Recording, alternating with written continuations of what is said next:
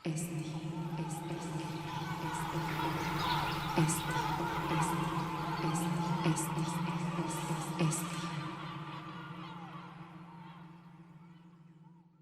la benvinguda a tothom a les Climate Talks, les converses sobre el clima, una proposta de sessions debat en format de podcast sobre temes d'actualitat climàtica coorganitzada per l'Ajuntament de Sabadell i l'ESDI, l'Escola Superior de Disseny.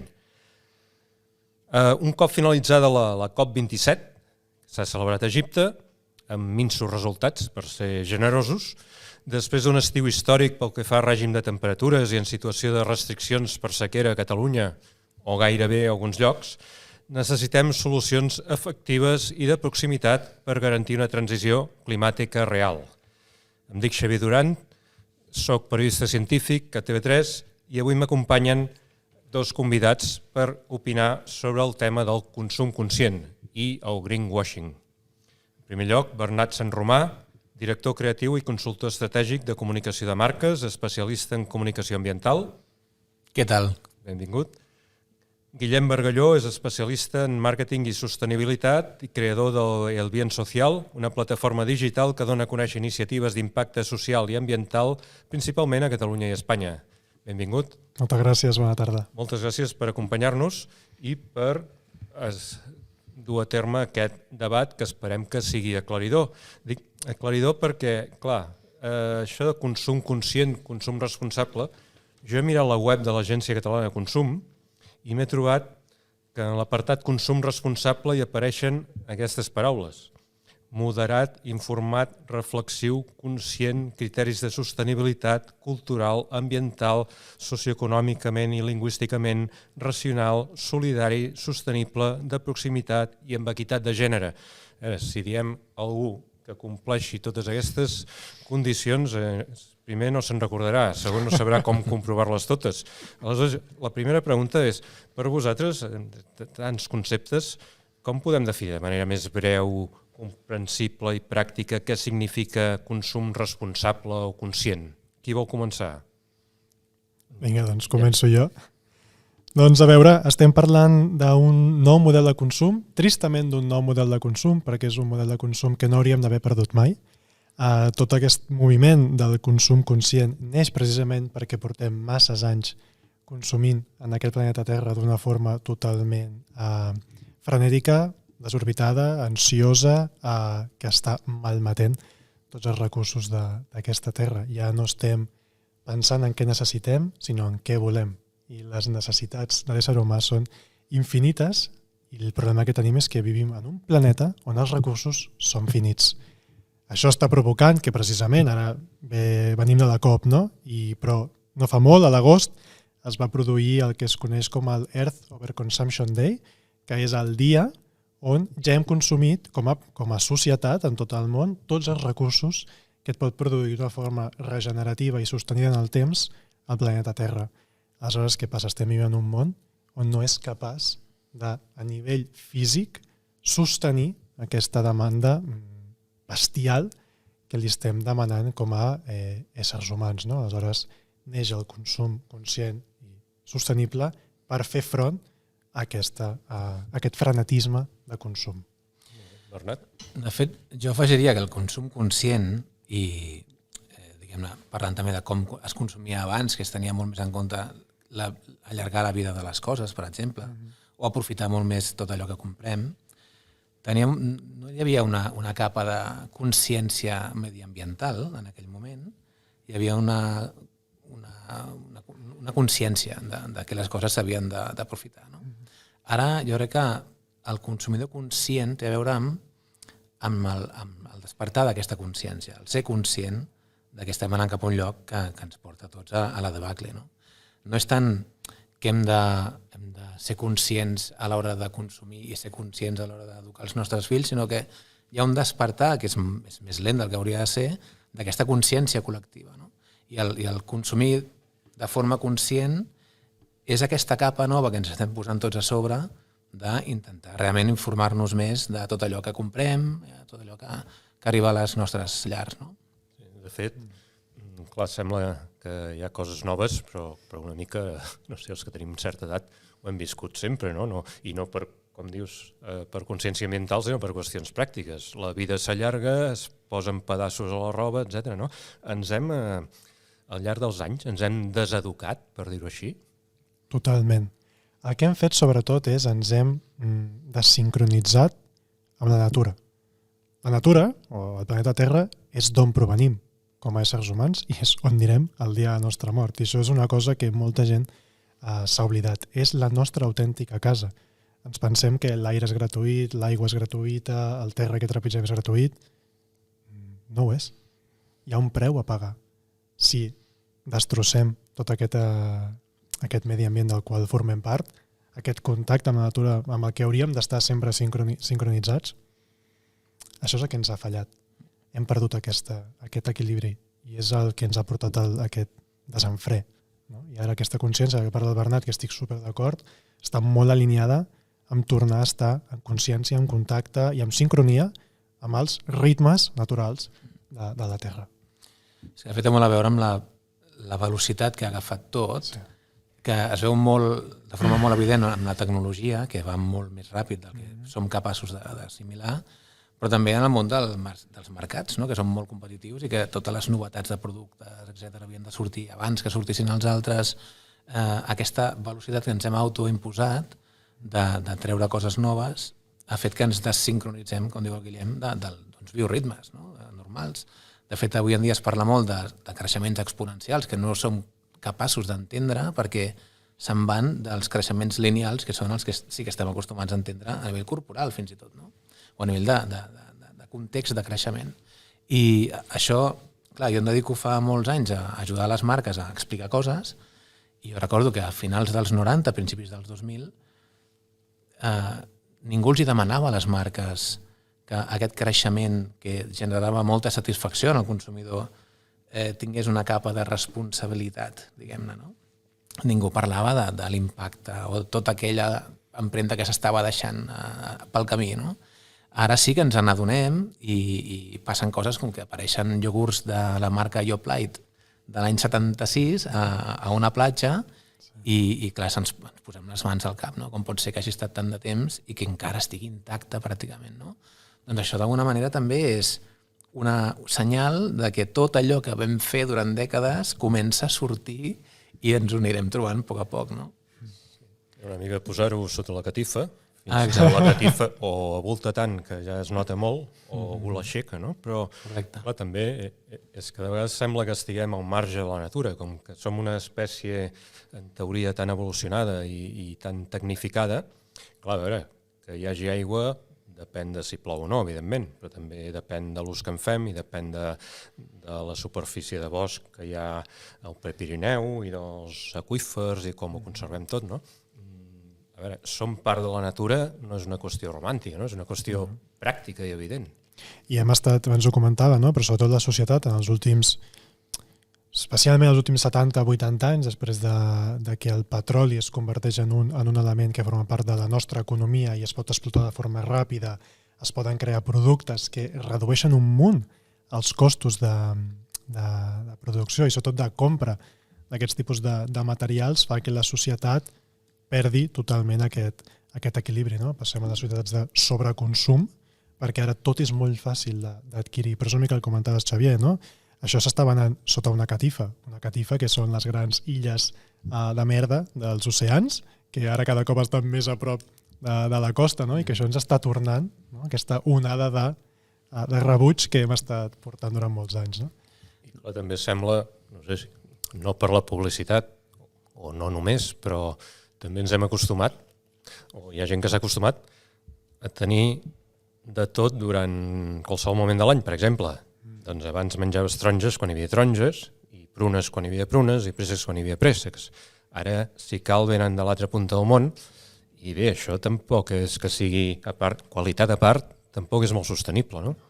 No ho és, i de fet, en èpoques com ara ja comencen a haver taronges, però venim d'una època en què hem tingut cítrics que venien jo recordo, en un supermercat, llimones de Perú, em sembla que eren, i mandarines de Xile, bueno, no sé, és allò que dius, en aquesta terra on som, que som especialistes, no?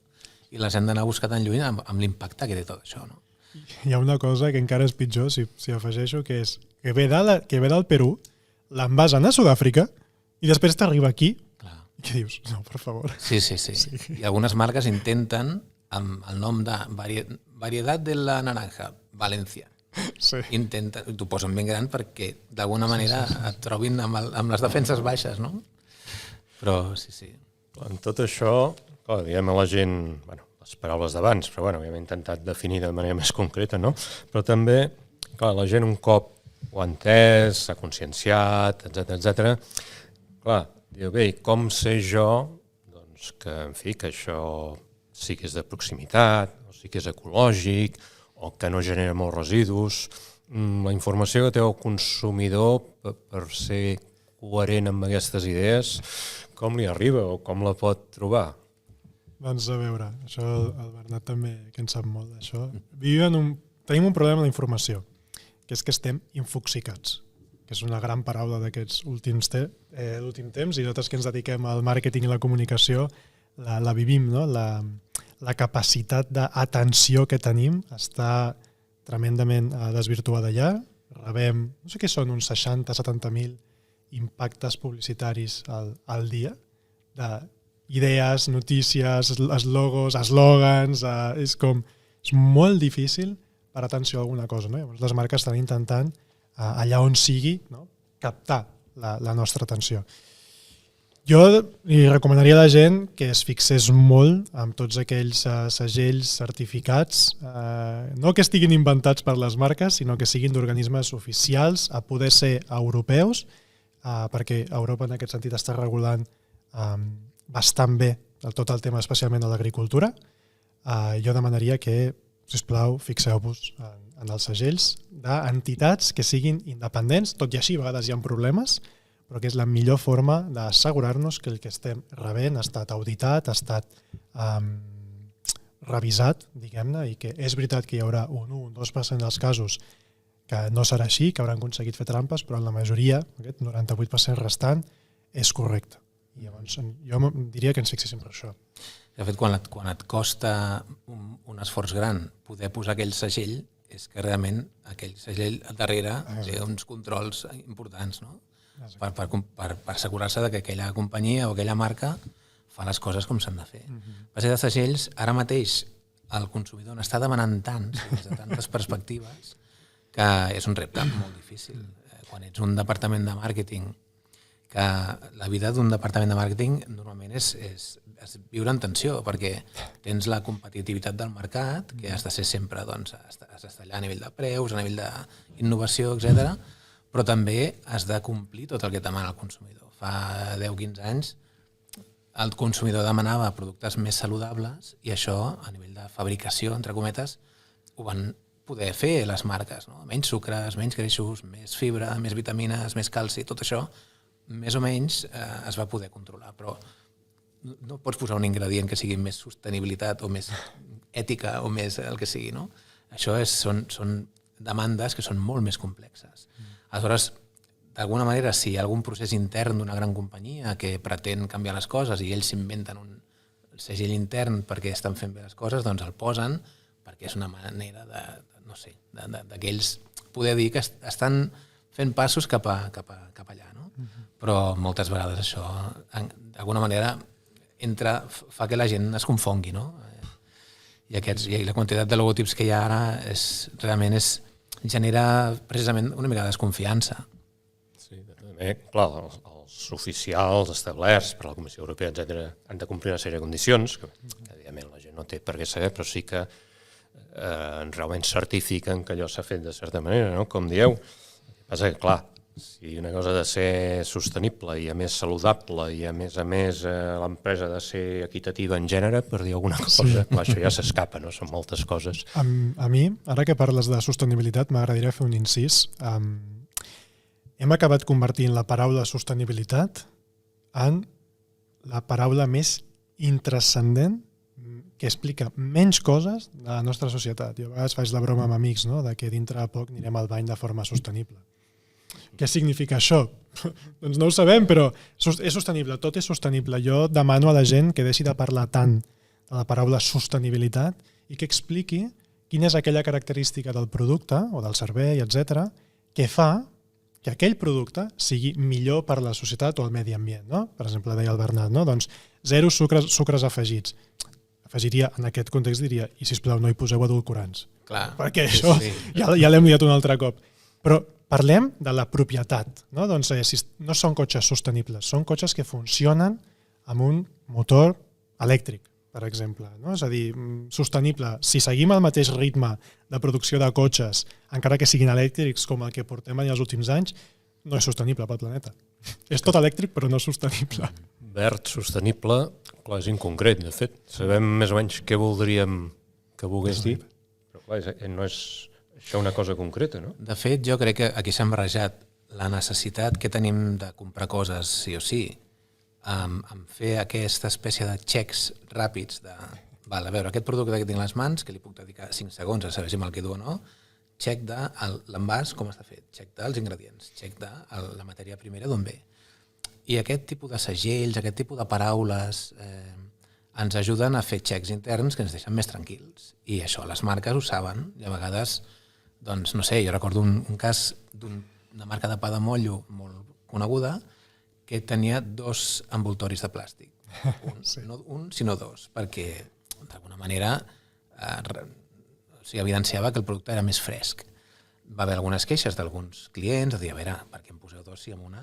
I ho van canviar a una. I van aprofitar per posar una etiqueteta, que era una fulla verda molt bonica, dient menos 32% de plàstico, i amb molt petitó respecte a l'envase anterior.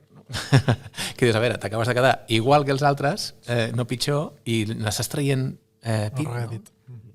I aquest tipus de coses, clar, confonen. I és veritat que hi ha unes males praxis que no han ajudat a que les marques realment recuperin aquesta confiança. No, clar, i si hagués començat per 4 envoltoris, en comptes de 32% menys, podria haver arribat a un 80% menys. Exacte. Com pitjor estàs, fantàstic. més marge tens per millorar, no? Però, clar, això de consumir potser hi ha una prèvia que no hem tocat, tot i que hi entra, no? Que és això, una mica s'ha dit, no? Però consumir menys. O sigui, clar, ens trobem en un moment que no només has de mirar què consumeixes, sinó quan, quina quantitat, si realment, perquè després hi ha el malbaratament alimentari, hi ha tot això dels residus que produeixes, les coses, no sé, roba que fas servir una vegada i ja no te la poses mai més, coses d'aquestes. No és molt popular i menys en publicitat, no? Però això de, a veure, per què no consumim una mica menys? Com ho veieu? Això jo crec que té molt a veure amb el nivell, en el moment cultural i intel·lectual en el que està una societat. A mi m'agrada molt mirar a vegades les societats de l'Europa del Nord, que allà tenen un sentiment cívic que va més enllà del que ens puguem imaginar a vegades. No? A Suècia han creat una paraula que no existia per explicar la vergonya de comprar de primera mà.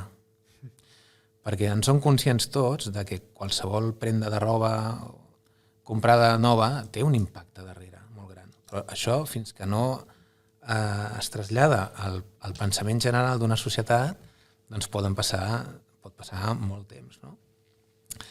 Vull dir que, en el fons, jo crec que estem en un moment en què hauria de passar que totes les entitats que tenen poder de comunicar i de convèncer i de fer canviar hàbits anessin a una, però per diverses raons doncs, no tothom va a la mateixa direcció, etc. No?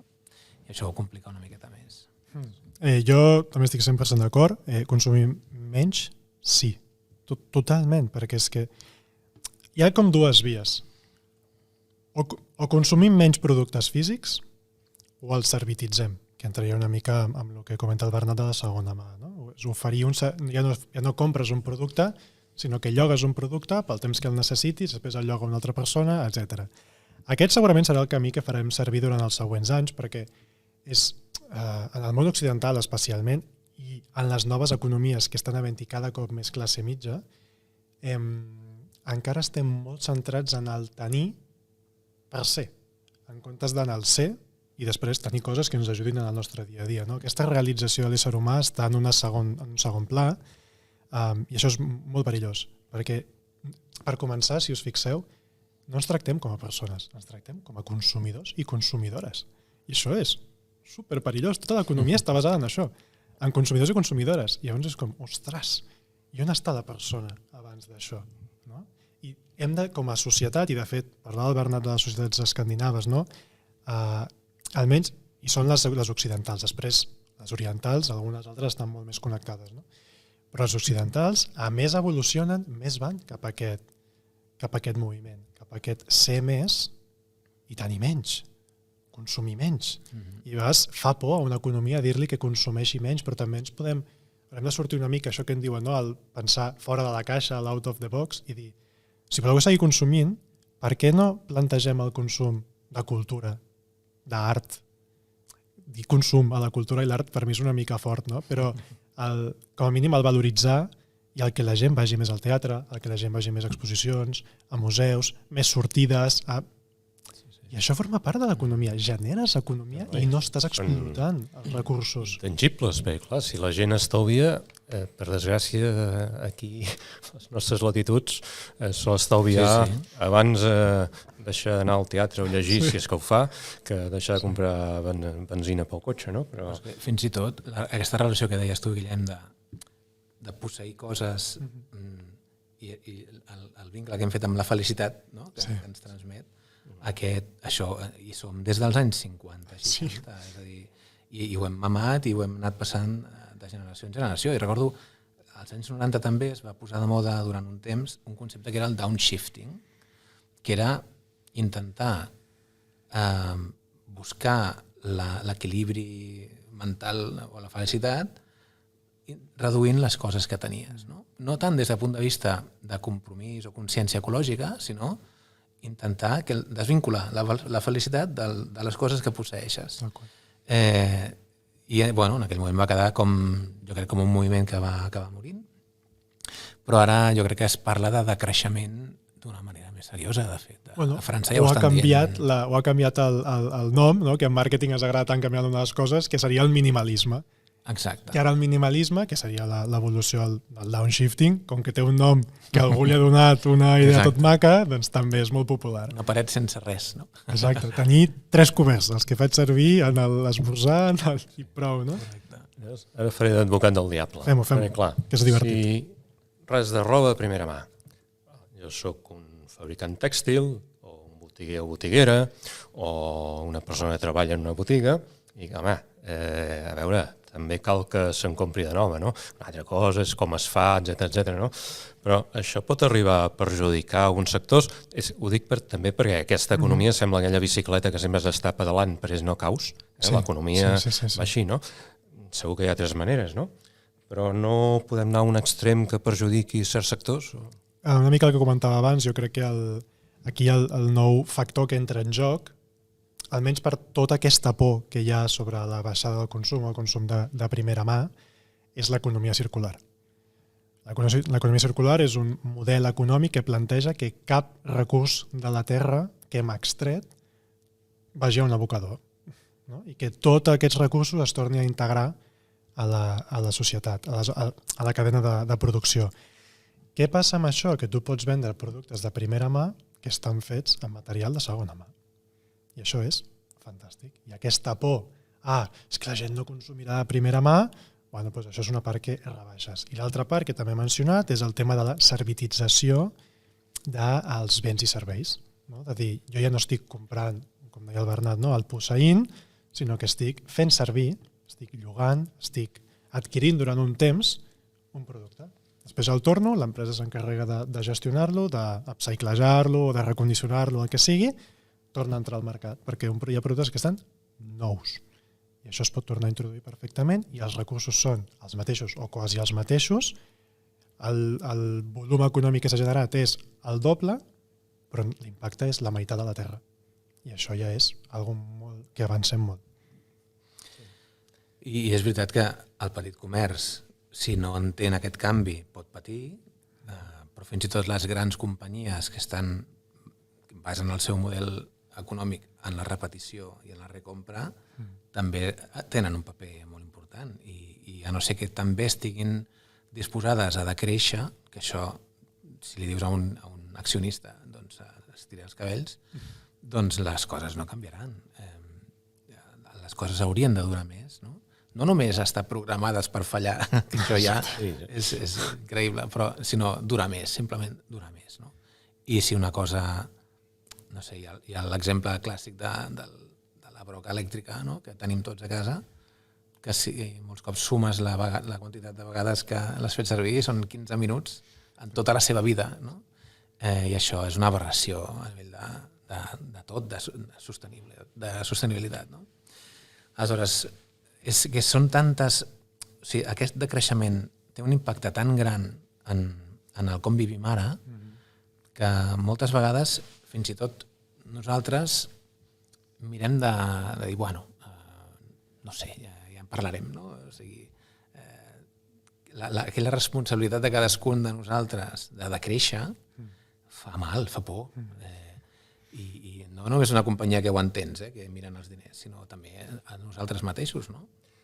Potser no s'explica que de créixer no vol dir necessàriament viure pitjor, sinó viure diferent, no? Potser. Exacte. Ens falten referents, Ens falta, per exemple, viure una cultura que ara està molt influenciada pels influencers, mai més ben dit, no? I necessitem més referents, més gent que aposti per ensenyar, diguem-ne, perquè es pots estar més d'acord o menys d'acord, però la societat ara es mou així, almenys la nostra. Que ensenyin que una vida tenint menys, una vida amb més moments de serenor, amb més moments de calma, per exemple, si ho pensem, els moments més feliços de la nostra vida no han estat mai associats a la compra d'algú. Pot haver-hi algun moment molt, molt, molt específic, però la majoria són compartir amb la família, amb les amistats, amb les parelles, un moment de naturalesa, un moment de joia, i això... Intangibles, no? I són intangibles. Que es poden traduir en diners, tampoc mouen el PIB. Exacte. Com diu una marca, hi ha coses que no es poden comprar. No? Exacte. No? I té tota la raó. I hauríem de fomentar molt més això, perquè és la forma d'aconseguir que la societat evolucioni i generar canvis. Ara mateix estem molt acostumats a comprar. Ostres, des de que neixes fins que mors estàs programat per consumir en aquest món. O sigui, quan fas un moment d'extracció estàs programat per fer això, no? No per viure, sinó per consumir. I aleshores hem de canviar una mica aquesta visió i ensenyar a la gent a que es pot viure amb molt menys sent molt més feliç. I amb dates que contínuament conviden, clar, les tradicionals, si Nadal, Reis, no sé què, però clar, que si el dia de la mare, del pare, del fill, del nen, de la nena, no sé, sempre s'inventen diades comercials en què sembla que estiguis obligat a comprar o a regalar, no? Socialment estàs obligat a comprar. Sí. I de fet també, clar, si la gent, clar, a mi per exemple m'agrada conduir, d'acord, però la gent no necessàriament vol un cotxe, la gent el que vol és moure's. Jo tinc alguns companys que no tenen cotxe i quan volen estan amb aquest sistema doncs, de que el car sharing ho comparteixen o ho lloguen per situacions concretes, no? O sigui, la gent, si es vol moure, per què li venem cotxes? A lo millor no cal posseir un cotxe o una moto o el que sigui, no? Sinó dir, potser la mobilitat, no sé si passaran 10 anys o 20, no? Però per necessitat o pel que sigui, serà diferent. Jo després penso, quan abans hi havia els cotxes aquells de cavalls, que clar, evidentment no els hem conegut, no? Però que cada X quilòmetres doncs, hi havia els llocs on s'havien de canviar els cavalls que estaven mig morts, doncs no sé, potser hi haurà un cotxe elèctric que cada X quilòmetres canviarem la bateria i seguirem, però més no serà nostre perquè el deixarem al destí i tornarem d'una altra manera, no? Pot ser així? Pot ser, evidentment. De fet, si no és així ja, és perquè d'alguna manera hi ha interessos perquè això vagi més a poc del que podria anar. Perquè en el fons estem una mica al mateix. Tot això que plantegem aquí té un impacte molt gran en molts models econòmics i bueno, els que podrien promoure-ho doncs, diguem-ne que podrien fer més sempre i quan entenguessin que això implicava un sacrifici o un esforç, no? O defensar uns principis que ara mateix doncs potser no hi som tant, no? Però, per exemple, com a expert en publicitat, clar, quan veus anuncis de cotxes, ja no dic els de colònies, que normalment no s'entén què anuncien fins al final, no? Però els de cotxes, clar, que molts sí, et venen la seguretat, l'estalvi, no sé què, però molts et venen aquest poder de tenir un cotxe molt bonic que impressiona i que condueixes doncs, per paisatges meravellosos, no? Això, clar, també és difícil, que és tot un procés, no? És que, a més, és un procés que ens han inculcat des de fa moltes dècades i la relació entre la persona que hi ha dins d'un cotxe i el cotxe doncs la tenim molt, molt connectada, no? El tema de l'estatus, no? O el fet de que tu se't percebi com una persona de més estatus o més interessant pel fet d'estar dins d'un cotxe o un altre, doncs és una cosa que encara arrosseguem. És veritat que les generacions noves no estan en aquest debat perquè, primera, ja no es poden permetre tenir un cotxe, no? Un automòbil.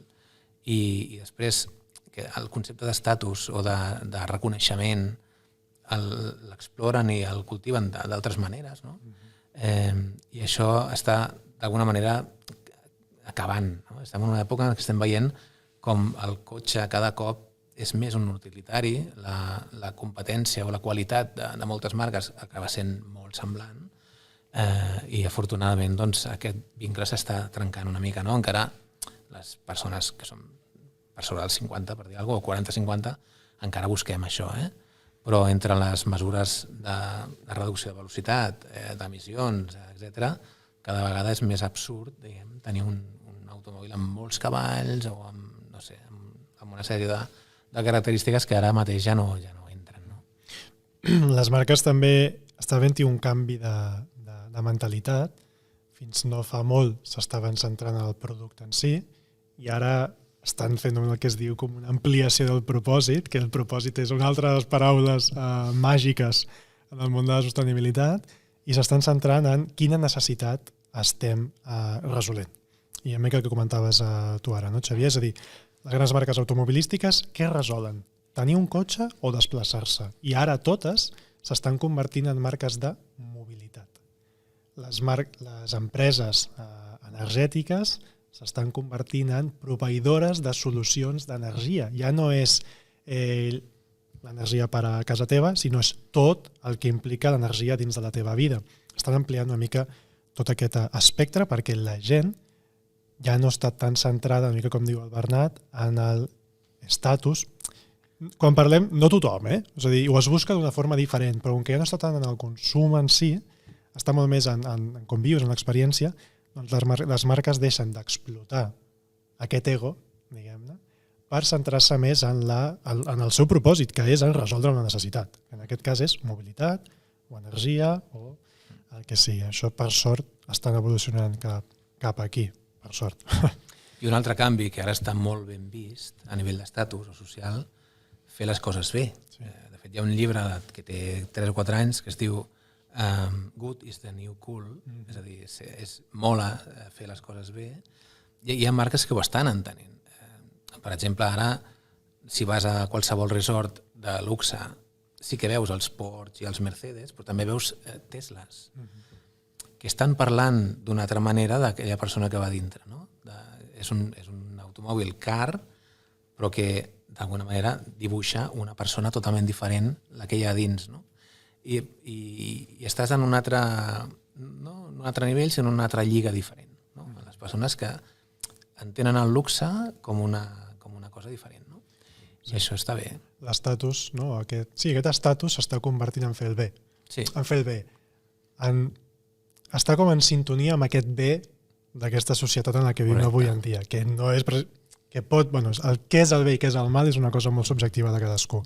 Però sí, almenys amb aquest, com a mínim, no? Compro un Tesla, jo amb Tesla tinc com un amor-odi, diguem, amb la marca, no? Per tot el que ha fet per la mobilitat elèctrica, però per una altra banda, doncs és igual, aquí no farem desgranament d'històries. Però que també el canvi és interessant amb la plataforma Wallapop, que han passat de ser una plataforma de comprament de segona mà, que fins i tot ho feies una mica provant i a veure què és això, i ara és una manera més de buscar coses. No? Quan vas a Google a buscar coses o a Amazon, també està a Wallapop per buscar coses i les trobes amb millor preu, no? I aquesta barrera d'aquesta vergonyeta de comprar de segona mà s'està convertint en algo que fins i tot és xulo, no? I de fet la comunicació de la marca també té molt a veure amb això. Sí, si pensem en fa 10 anys consumir productes vegans o aquests de transició al vegetarianisme era com menjar-te les coses més desagradables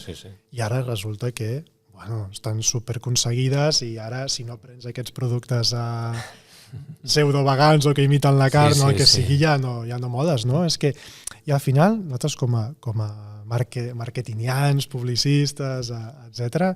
Ho estem veient molt, no? El que hem necessitat és que la gent canvi el que és la bona percepció perquè les marques canvin, perquè no ens enganyem, excepte 3 o 4 casos com Patagònia o aquí que estem a Catalunya on tenim moltes cooperatives, les marques no són precisament abanderades. No sé si es diu abanderades en català. Però abanderades dels canvis, perquè una marca respon al mercat. La gent es pensa que les marques creen necessitats o el que siguin i no és veritat, les exploten, les que hi hagi al mercat. Si nosaltres, quan actuem com a consumidors o consumidores, no demanem una cosa diferent, les marques no són tontes. Aniran allà on hi hagi més diners per fer. Aquí és on hi ha un gran canvi, que és que nosaltres, com a consumidores i consumidors, hem de demanar aquests canvis. I ens hem d'ajuntar perquè canvien, perquè només quan això passa el mercat canvia i el món canvia. I mirem-ho des d'un altre punt de vista. Clar, fer les coses bé de vegades no és més car, sinó fins i tot menys. Però a vegades sí, un producte ecològic és una mica més car, etc. Aleshores, a part que estiguis conscienciat o el que sigui, també hi ha gent que no s'ho pot permetre, com sabem, per desgràcia, hi ha gent que ha hagut de retallar molt per qüestions econòmiques molt bàsiques, no? Aleshores, perquè aquesta gent també pugui accedir a un consum responsable, que hi hauria d'haver més ajuts o que els productors també tinguessin més per no haver de pujar molt els preus? Com ho enfoquem, això? De fet, hi ha països que els productes que no compleixen el que s'ha de complir tenen penalització econòmica. A Alemanya, per exemple, hi ha un sistema de recollir envasos molt eficient, però és perquè se'ls carrega a cadascuna de les llaunes o ampolles uns quants cèntims que són basats en això, que després la gent els recupera si vol, no? O, per exemple, Mèxic té una política de marcar o tacar amb una marca molt negra els productes que tenen excés de sucre, per exemple, o no sé, hi ha una sèrie d'iniciatives que fan que encara que sembli que no puguis accedir a productes ecològics o més sostenibles, per dir alguna cosa, és que l'altra opció sigui pitjor. És que si no anirem enlloc, no? I aquí hi ha molta feina per fer a nivell normatiu. Sí, la regularització, les lleis, és el que marcaran cap on van les coses, perquè si depenem d'això que comentava abans, no? De que la gent s'organitzi suficient com per demanar el canvi, etc., no arribarem. Llavors ha d'haver-hi més valentia des de la política per encaminar ajudes, subvencions. Aquí a Espanya tenim un cas, per exemple, d'un gran despropòsit, no? El 2005-2006 fomentem tota l'energia renovable i era una de les coses més pioneres que es feia en aquest país com a revolució industrial, que evidentment per pressions econòmiques es tira tot enrere, però això és del que hem de veure més, perquè Espanya ara mateix seria ja ho és un dels països pioners i més punters energia solar, però és que hagués generat unes quantitats ingestes d'oportunitats de feina en el sector d'energia verda espectaculars i liderar un mercat molt, molt, molt gran. Instal·lada molt més a Alemanya, no? Energia solar.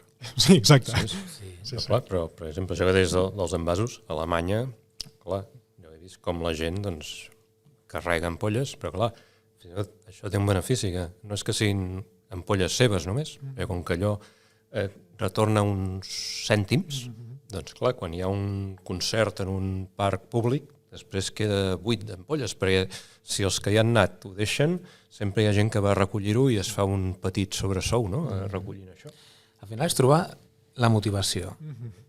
Hi ha societats que són més reactives, és a dir, si em dones una compensació, doncs faré l'esforç, i altres que ho tenen més interioritzat. Per exemple, hem vist imatges durant el Mundial de Futbol com els aficionats japonesos recollien tots els residus o les escombraries de totes les grades. Els jugadors en el vestidor, que ja és el sumo. També, i ho feien de forma sense esperar res a canvi. O sigui, és perquè ho tenen interioritzat, perquè això s'ha de fer. Hi ha un tema de principis, un altre tema d'incentius. A vegades hi ha societats que necessiten incentius. I s'ha de buscar també la manera com que no sigui sempre penalitzant, sinó també incentivant tots aquests canvis. O bé, per què en els súpers ja fa anys que, a part d'alguns casos, els carros no es deixen a qualsevol lloc? Doncs per si tu poses una moneda per agafar-lo, vols recuperar la moneda, no? Aleshores és una cosa de... La suma és zero, però el benefici és que tot queda posat a lloc. Tenim un repte com a marketingians i publicistes i és en fer que tots aquests processos i moviments relacionats amb la sostenibilitat siguin atractius. Perquè només quan això és així, per exemple, quan tu tens un cotxe, parlàvem del Tesla, un cotxe elèctric que és més espectacular que els seus competidors i a sobre va amb energia elèctrica, dius, ostres, això sí que ho vull. Quan treus un producte que s'assembla a la carn però que no és carn i que està superbo i que a més et dona la sensació que quan tu prens per tota aquesta eufòria que hi ha darrere d'aquest projecte, mare de Déu, si és que estic salvant el planeta. I mola, aquest concepte de molar, que estem en comunicació, és que és el que mou a la gent. És el que mou a la gent. S'ha de buscar. És un repte, però també és una cosa que ens hem d'encarar i com a marques, no? Totes les marques que estan més alineades amb la sostenibilitat, és sí o sí. Empodera la gent. Fes que el que tu tens, aquesta opció sostenible, diguem-ne, sigui el millor que hi ha. I passant a aquest engany o confusió, no? El greenwashing, no? El rentat verd d'imatge, no? Diguéssim. No sé si té realment molt impacte, però sí que hi ha molta gent que diu això és greenwashing, aquesta empresa, quines penques que té de dir això, no? No sé com veieu això del greenwashing, si realment empitjora, millora o què? A veure, el greenwashing, que és pretendre davant de la societat cada millor del que realment estàs fent a nivell de sostenibilitat, etc. És un gran problema que tenim avui en dia, però si tu mires des d'un punt de vista històric, el problema no està en el green, sinó en el washing, que ja n'hi ha hagut molts de washings. No? I jo crec que té molt a veure amb aquesta espècie de pressió a la que se sotmeten les grans companyies a seguir sent rellevants. No? Hi ha canvis estructurals que no es poden fer tan ràpid i d'alguna manera s'ha trobat camins més ràpids que tenen a veure amb intentar donar-li molt altaveu a projectes molt petits perquè d'alguna manera siguin els projectes que abanderin, com deies tu, la teva reputació davant de la societat. No? És com diguem-ne, recursos d'últim moment. No? I això, sí, evidentment, és un problema perquè nosaltres, com a consumidors, anem madurant i anem entenent els llenguatges nous. No? Però ara estem en un punt que ens creiem encara que les marques volen fer bé les coses i qualsevol iniciativa que tingui a veure amb que hi hagi menys plàstics al mar, o que els boscos estiguin millor, o que replantarem arbres si tu compres això o allò altre, no? O per cada euro que tu donis farem... Doncs tot això ens atrau molt, perquè ens sentim bé, ens sentim reconfortats. No? Després, a nivell d'eficàcia de tot això, doncs s'ha de veure.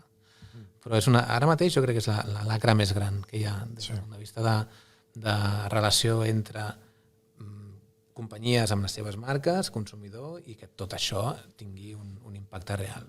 Mira si és gran la lacra, que amb aquesta última COP, aprofitant la COP, les Nacions Unides han creat un nou comitè d'assessors que es dedicaran a analitzar tot el que està passant al voltant del greenwashing per començar a impulsar els governs que es treguin normatives per parar amb aquesta lacra. Sortia un informe de la Unió Europea que l'any 2021, si no m'equivoco, el 37% de totes les campanyes de sostenibilitat, faig entre cometes pels oients, de sostenibilitat que sortien al mercat, i que eren això, no? Considerats com a verdes, eren greenwashing.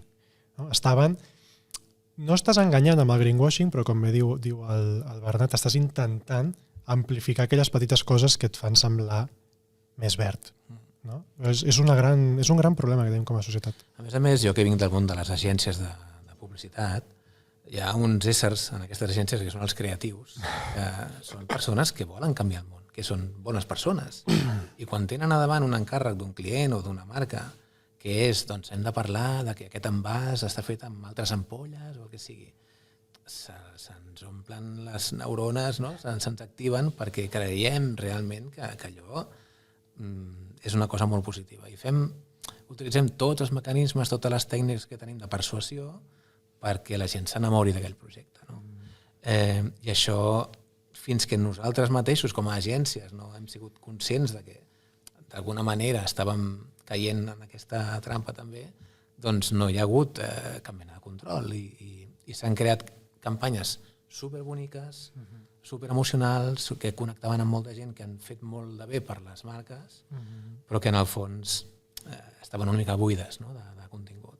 I si estan buides les campanyes o els continguts, el que passarà és que la gent no connectarà amb l'empresa o amb la marca. És impossible. Els podràs enganyar un cop, no? Els podràs fer creure un cop que sí, però els següents cops ja no. I la gent amb la integritat de les marques és molt, molt, molt exigent. Però parlant d'això, hi ha casos curiosos, com el cas d'una persona, Marie Kondo, podem dir el nom, no? Es va fer molt famosa, predicant desprendre's de coses supèrflues, tenia tot molt més endreçat, va vendre molts llibres, tal.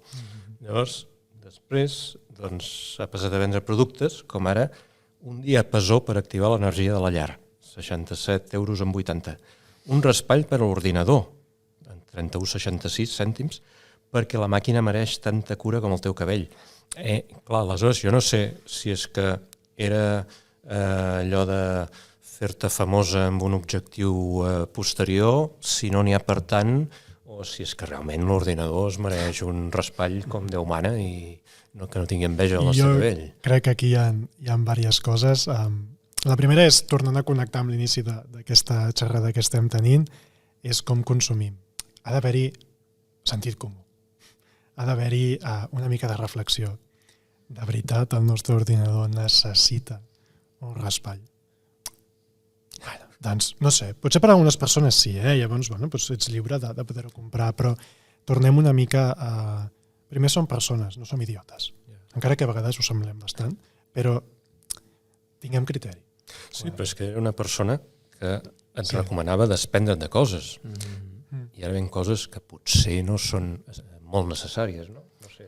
Jo crec que és una persona que va créixer ella sola amb la seva influència als seus canals i de sobte va arribar al màrqueting. En el sentit de, a veure, Marie Kondo ja ets una marca, no? Ja pots vendre llibres, evidentment, però què més podem vendre? Quin suc et podem treure més? No? I aquí hi ha una línia que és sempre i quan sigui coherent amb el que tu ets, no? I amb el que tu representes. I aquesta línia a vegades és fina, és a dir, un raspall per un teclat perquè ell es mereix la mateixa cura que el teu cabell és una manera de dir-ho que és atroç. Altra cosa és perquè no se t'espatlli i duri més anys, que dius, vale, és una altra manera de veure-ho, no? I aleshores sí que està més alineat amb tenir menys coses o repetir menys coses. A vegades un consum, no? A vegades, com a professionals del màrqueting, tenim un problema que és la miopia del màrqueting, que és que a vegades prenem decisions basat en el que nosaltres creiem i no en el que el públic demana. Aleshores, potser els seguidors i seguidores de la Marie Kondo li estan demanant aquest tipus de productes, o aquella gent ho compra tot, no? Aleshores, tornem-hi, està bé o està malament? I per molta d'aquella gent, qualsevol cosa que tregui la Marie Kondo és com un regal diví, no? Aleshores, és molt complicat posar-nos en els ulls de 8.000 milions de persones i les seves necessitats, no? Però que també, com dius tu, clar, un cop ha tingut tanta influència en uns llibres, en fi, tanta gent li fa cas, clar, després li diuen, i com podem créixer més? Clar, potser és el problema. A veure, com m'has dit abans, encara que els cotxes siguin elèctrics i la tira de sostenibles, si omplim el món de cotxes doncs arriba un moment que evidentment no hi caben i que a més provoquen uns residus i un consum energètic, no? Aleshores, és allò, tornem al decreixement o d'això no consumim tant, però també les grans empreses i els grans gurús, bueno, doncs potser no guanyin tant vostès o sàpiguen dir prou en algun moment, no? I aquí és on jo sóc més pessimista. Quan vas més amunt, és quan t'adones que és més complex. Que de fet, clar, fins i tot, si tu mires, per exemple, el volum de residus mig per cada europeu versus per cada asiàtic o per cada africà, és molt petit. Però després t'adones que hem estat durant molts anys enviant la nostra porqueria allà i ho entens més, no? No és que sí, que segurament estem més conscienciats i tot plegat, però hi ha una sèrie de pràctiques que també fan que veiem aquells països com els grans contaminants i els grans culpables, però en el fons el que està caient per aquells rius fins al mar és la nostra pròpia porqueria que ha anat amb contenidors fins a aquell país, no? A canvi de pagar-los diners. Hi ha un concepte que hem d'entrenar, que és el de la suficientitat, especialment en el món econòmic. Si tu mires els informes de les grans empreses de l'últim any, totes han fet més beneficis que l'any anterior. Cada cop tens més pobresa, en les teves plantilles no té sentit. Què estem tornant a apretar el mateix?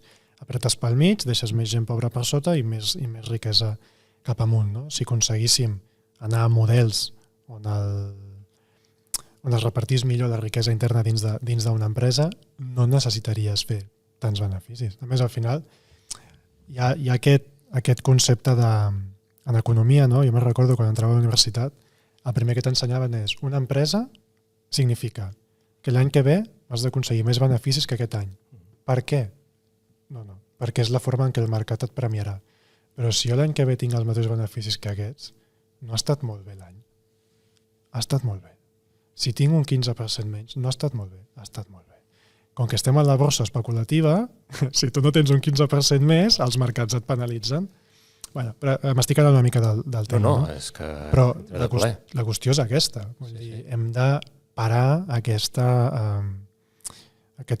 frenesí de consum, d'avarícia, de poder, de fer diners per fer diners. No, joder, hi ha diners per tothom.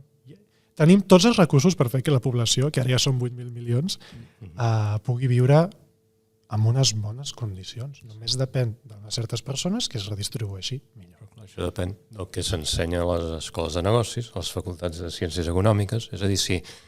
Bé, ara és que això ho veiem contínuament.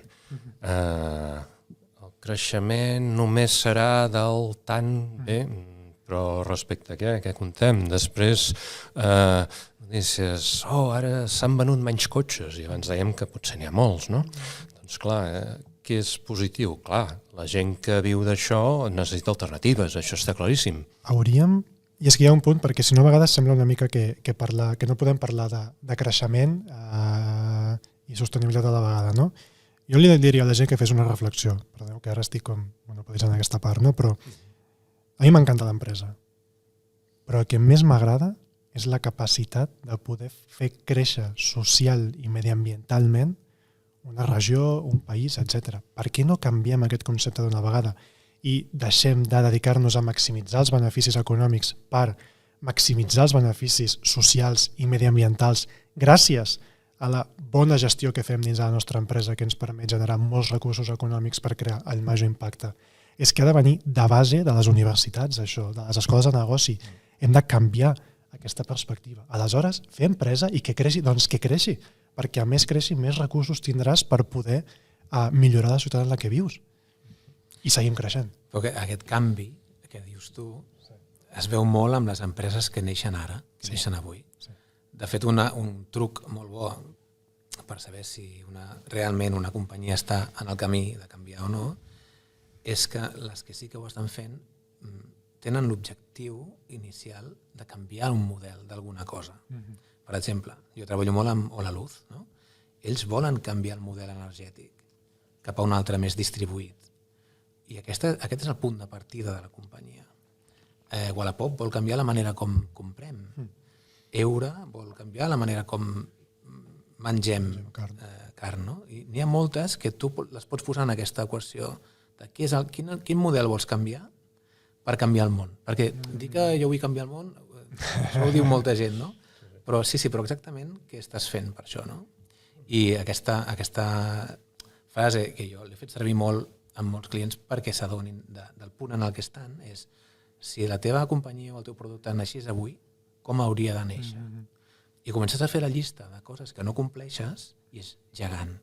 Des del punt de vista de l'origen de les matèries, de la logística per transportar-les, del concepte de globalització, de la política de costos, de residus... O sigui, tot això, avui, una empresa que neix avui, una marca, ho té molt en compte, perquè és el que és la vida que l'ha tocat jugar, no? Però els que estan fa temps en el mercat han de fer molts tripijocs. Sí.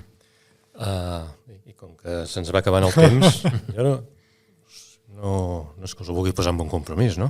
Però aquesta paraula que al final no vol dir res sostenible, la publicitat també ha de ser sostenible.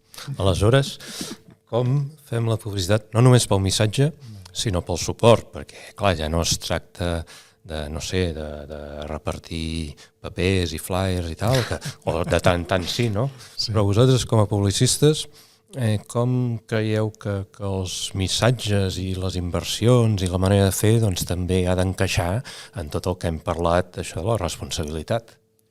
Per mi, la publicitat ha de servir com una eina d'empoderament i d'inspiració per les persones per fer d'aquest un món millor i una societat més justa, perquè la capacitat que té un publicista d'inspirar és molt alta. El que passa és que ara s'està fent servir per promoure, en molts casos, moltes tonteries o moltes coses que tenen una repercussió no tan bona, no? Però si poséssim tota aquesta gent a inspirar i a empoderar un canvi a través de la publicitat, a través de la comunicació, mare de Déu, en quin món viuríem?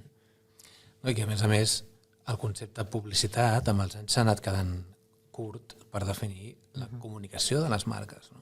Que ara hi ha moltes més disciplines que poden ajudar d'alguna manera a construir aquesta relació entre les marques i els consumidors, però fins i tot hi ha una cosa i és la conducta de les companyies, més enllà del que comuniquen, que també comunica.